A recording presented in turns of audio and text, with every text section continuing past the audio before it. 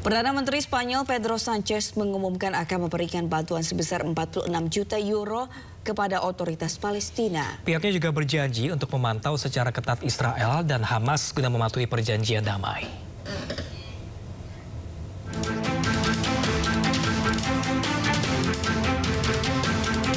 Spanyol mengungkapkan dukungannya atas warga Palestina.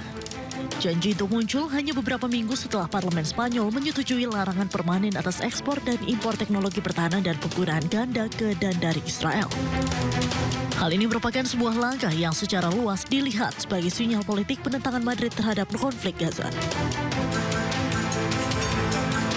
Menurut pemerintah Spanyol, paket bantuan senilai 46 juta euro akan dikirim untuk mendukung pemerintahan Palestina.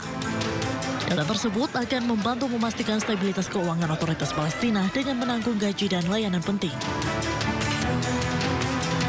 Les anuncio que la semana que viene el gobierno transferirá a la autoridad palestina 46 millones de euros extraordinarios en ayuda socioeconómica a través de programas europeos. Saat ini otoritas Palestina meluncurkan rencana rekonstruksi 5 tahun senilai 67 miliar dolar Amerika Serikat pada pertengahan Oktober dalam upaya memulihkan pemerintahan penuh atas daerah kantong sebagai bagian dari negara Palestina di masa depan. Pemirsa, Israel telah mulai membangun tembok perbatasan baru di wilayah Lebanon. Hal ini pun memicu kekhawatiran penduduk setempat akan adanya perampasan tanah.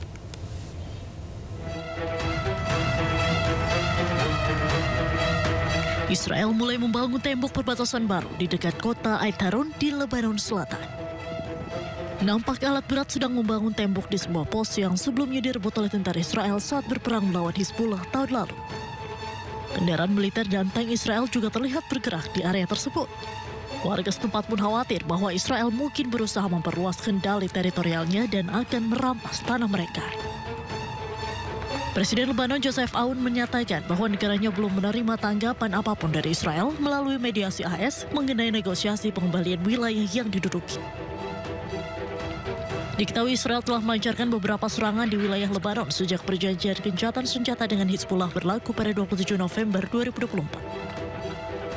Tentara Israel juga mempertahankan kendali atas 5 bukit di Lebanon Selatan yang didudukinya pada awal perang. Kita ke informasi selanjutnya, pemirsa. Bencana tanah longsor terjadi di Cilacap, Jawa Tengah pada Kamis malam. 2 orang meninggal dunia tertimbun material tanah, sedangkan 21 orang lainnya masih dalam pencarian. Peristiwa tanah longsor ini menerjang 16 rumah penduduk.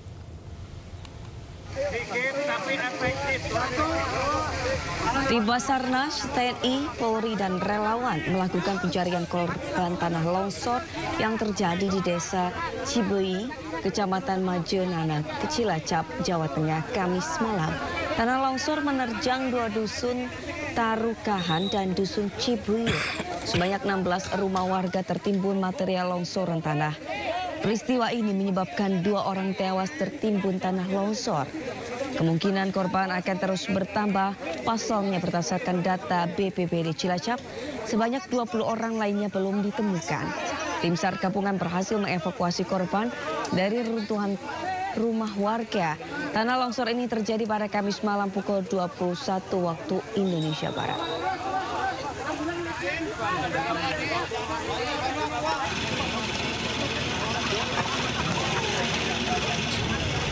Yang ada di kita ada sekitar 16 rumah yang tertimbun, termasuk warganya 30 orang yang tertimbun, tapi alhamdulillah sudah bisa terangkat 6 orang, 5 orang selamat dan 1 orang meninggal dunia. Jadi prediksi kami ini datanya juga masih dinamis. Prediksi kami malam ini masih ada sekitar 24 orang berarti yang tertimbun di longsoran ini di 2 dusun, yaitu dusun Tarukahan sama dusun. Pemirsa, mengganggu akses jalan menuju stasiun Depok, bangunan liar di sepanjang jalan dan di atas saluran air menuju stasiun ditertibkan. Pedagang kaki lima hanya bisa pasrah dan memindahkan barang jualan mereka.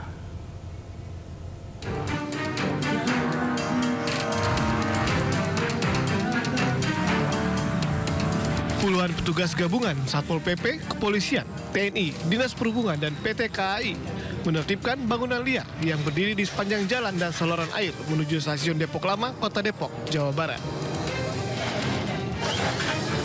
Deretan kios serta lapak semi permanen yang sudah bertahun-tahun berdiri dirobohkan petugas. Sejumlah pedagang hanya bisa pasrah dan memindahkan barang dagangan mereka. Pedagang mengaku sudah mendapati surat peringatan sebanyak 3 kali.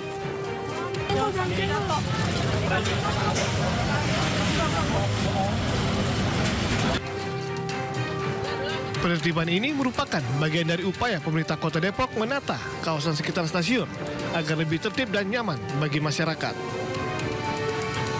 Yang pertama, bangunan yang liar melanggar sepadan saluran ya, jalan, terus PKL yang membuat di sini terjadi traffic jam atau kemacetan, sehingga kita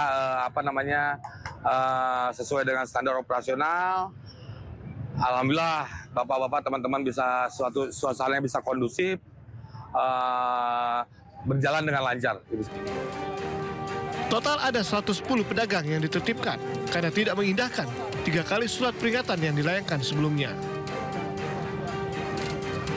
Pemerintah Kota Depok berencana membangun trotoar dan ruang terbuka yang ramah bagi pejalan kaki dan pengguna transportasi umum di sekitar stasiun Depok Lama. Dari Depok, Jawa Barat, Iyung Rizky, iNews melaporkan. Ratusan pekerja menggeruduk kantor bus Transjakarta di Cawang, Jakarta Timur. Penggerudukan terkait 3 pegawai wanita yang diduga jadi korban pelecehan atasannya di PT Transjakarta.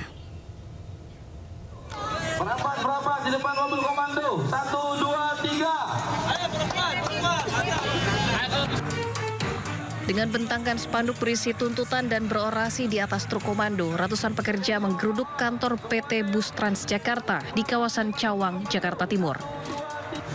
Para pendemo beraksi usai adanya dugaan pelecehan yang dilakukan oleh 2 oknum atasan yang berbeda.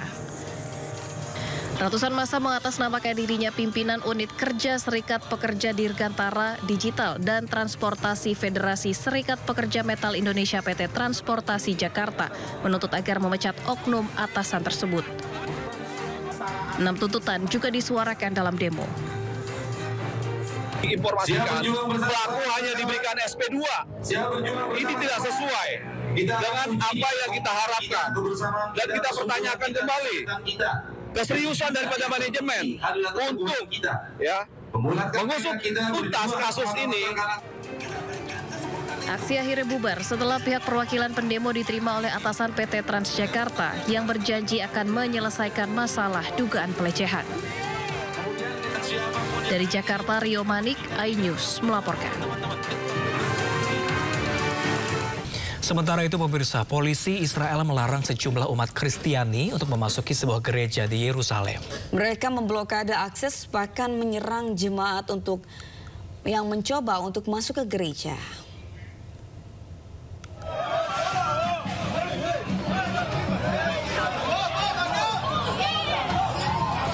Rekaman amatir menunjukkan sejumlah personel kepolisian Israel mengadang umat Kristiani di Yerusalem yang ingin beribadah ke gereja.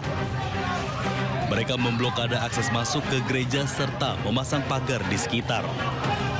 Sejumlah jemaat pun berupaya untuk menerobos masuk namun didorong oleh para personel kepolisian. Ketegangan antara polisi dan jemaat gereja pun terlihat, teriakan serta dorongan juga mewarnai situasi di halaman depan gereja. Insiden ini pun memicu kecaman warganet yang menilai tindakan tersebut sebagai pelanggaran hak beribadah.